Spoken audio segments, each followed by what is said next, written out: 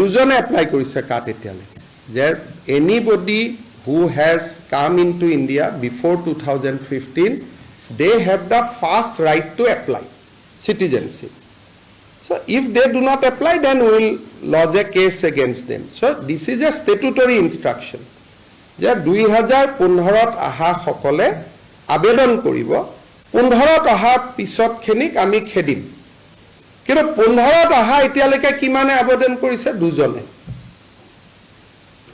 আজি দিনলৈকে up to date ফিগাৰটো মই হিৰেনাথক ফোন কৰি সুধি দিওঁ 5 এপ্লিকেশ্যন কাট আছে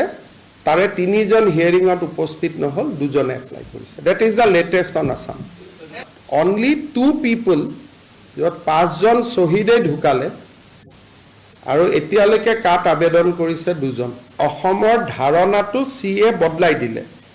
হিন্দু বঙালী মানুহবিলাকে কৈছে যে আমি সিএত আবেদন নকৰো কাৰণ আমি ভাৰতীয়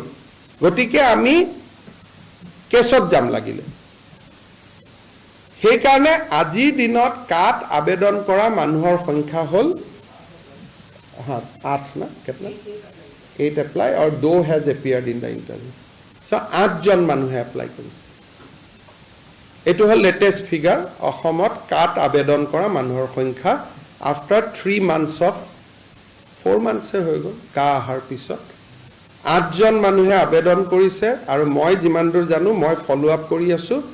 দুজনে ইন্টাৰভিউত আহি হাজিৰ হৈছে বাকি 6 জনে আবেদন কৰিও তেওঁলোকে আৰু আগবঢ়া নাই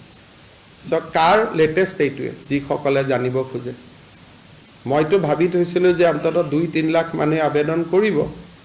বাকি আন্দোলনকাৰী সকলেতো 20 25 30 50 জি পাইছিল তাকে কৈছিলে সেকানে এই 5 জন মানুহৰ মৃত্যুৰ এদিন ভাল হিচাপ এটা অসমত হ'ব